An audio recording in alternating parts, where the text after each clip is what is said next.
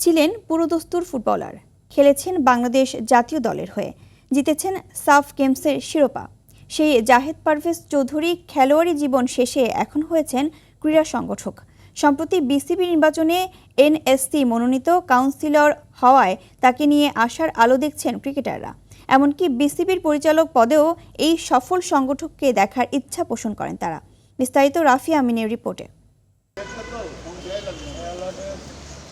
গেল 18 মে বিসিবি নির্বাচনের কাউন্সিলর তালিকা প্রকাশ করা হলে জাতীয় ক্রীড়া পরিষদ এনএসসি থেকে কাউন্সিলর হিসেবে মনোনয়ন পান সাবেক ফুটবলার ও জাতীয় ক্রীড়া দলের সদস্য সচিব জাহেদ পারভেজ চৌধুরী। ফুটবলার হয়ে ক্রিকেটে কতটা অবদান রাখতে পারবেন সে প্রশ্ন উঠে ক্রিকেট পাড়ায়। তবে এমন শঙ্কাকে উড়িয়ে দিচ্ছেন ক্রিকেটাররাই।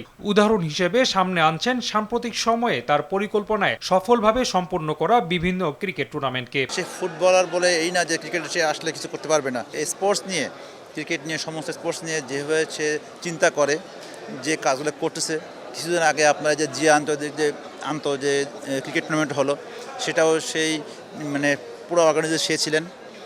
তো আমি আশাবাদী যে জায়েদ ভাই আসলে এটা ভালো হবে। ক্রীড়া নিয়ে বর্তমান সরকারের যে পরিকল্পনা রয়েছে সেটার খসড়া তৈরি ও বাস্তবায়নে নিরলসভাবে কাজ করে যাচ্ছেন জাহেদ পারভেজ।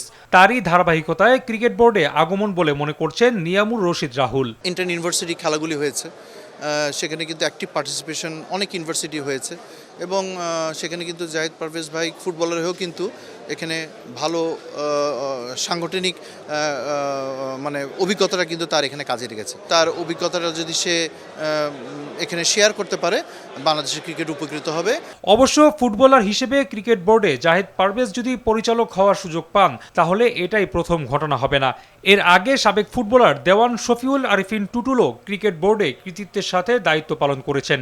সেটাকে প্রেরণা হিসেবে মানছেন জাহেদ পারভেজ চৌধুরী নিজেও।